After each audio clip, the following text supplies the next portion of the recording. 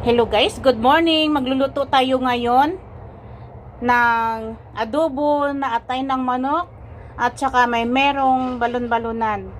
Ayan, ito po guys ang ating ingredients sa pagluluto ng adobo. May meron tayong red chili.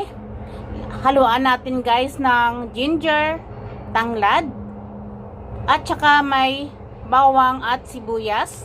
May meron tayong soy sauce, silver swan, at saka itong ating suka na datong puti, at ito ang ating atay, at saka may merong balon-balunan. Itong ating kawali guys ay naglagay na ako ng mantika. Ngayon ay mainit na ang mantika guys, at pwede na natin ilagay itong ating bawang,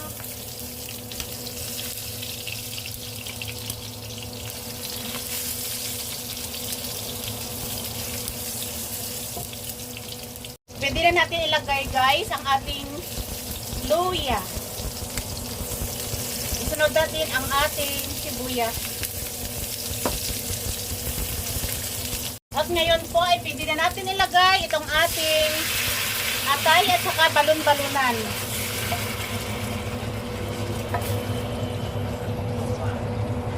Maglagay ako guys ng paminta. Lagyan natin guys ng asin. Tapos maglagay ako guys ng chicken powder. Ilagay ko na guys itong ating tanglad o kaya lemongrass.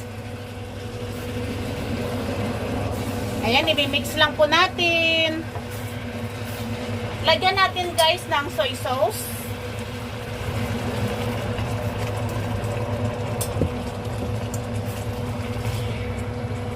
Maglagay ako guys ng asukal.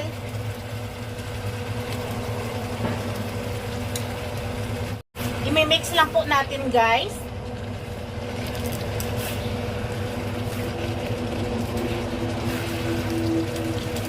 Pwede na natin lagyan guys ng suka. Tikman natin guys ang lasa. Sarap.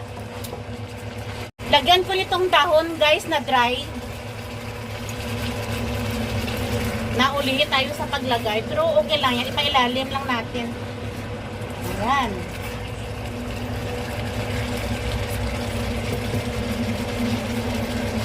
Palang lang muna natin saglit guys. Ilagay natin guys ang ating red chili o kaya itong ating atsal sa Pilipinas guys, tawag namin ito guys atsal. Red bell pepper. Ayan. Takpalan natin guys. Luto na guys ang ating adobo na liver at saka ang ating balon-balunan. Thank you for watching guys. See you. God bless. Bye.